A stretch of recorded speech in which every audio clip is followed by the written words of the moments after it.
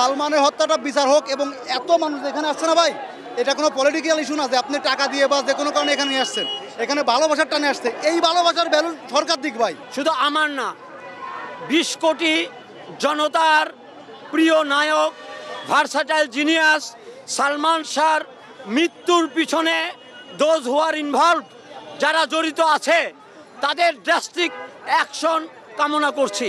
আমাদের সরকারের কাছে আবেদন, দ্রুত তাড়াতাড়ি যেন এই প্রক্রিয়াটা শেষ করে, তদন্ত শেষ করে যেন আইনের আওতায় না তাদেরকে ফাঁসি দেয়, স্বামীরাকে এবং ডনকে আরও সহযোগিতা যারা আছে ওদের সাথে তাদেরকে দূরত্ব যেন আমাদের সরকার ওদেরকে ফাঁসি দেয়। আমরা তার বিচার চাই। যেহেতু হত্যা মামলা হয়েছে, যারা এই হত্যার সঙ্গে জড়িত তাদেরকে ধরে আইনের আওতায় এনে চুলচেরা বিশ্লেষণ করে কে কতটুকু দোষী সেই অনুপাতে সরকারের বিচার করে। ডন স্বামীরা তারা তো এখনো পালাতো, কেন তারা পালাতো? আজ কয়দিন হয়ে গেছে, 20 তারিখে থেকে 12-13 দিন হয়ে গেছে, এখনো তাদেরকে একজনেরও আমরা গ্রেপ্তার করলো না। আমরা দেখতে পারলাম না যে এখনো আসামিরা গ্রেপ্তার হয়েছে।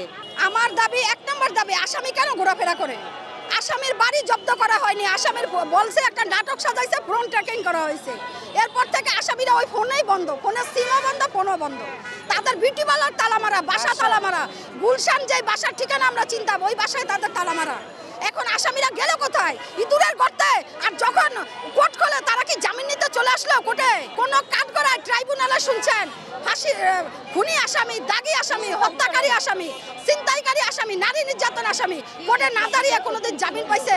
স্বামীরা জামিন পাওয়া যায়, তাহলে বোঝেন স্বামীরার পাওয়ার কত বড়।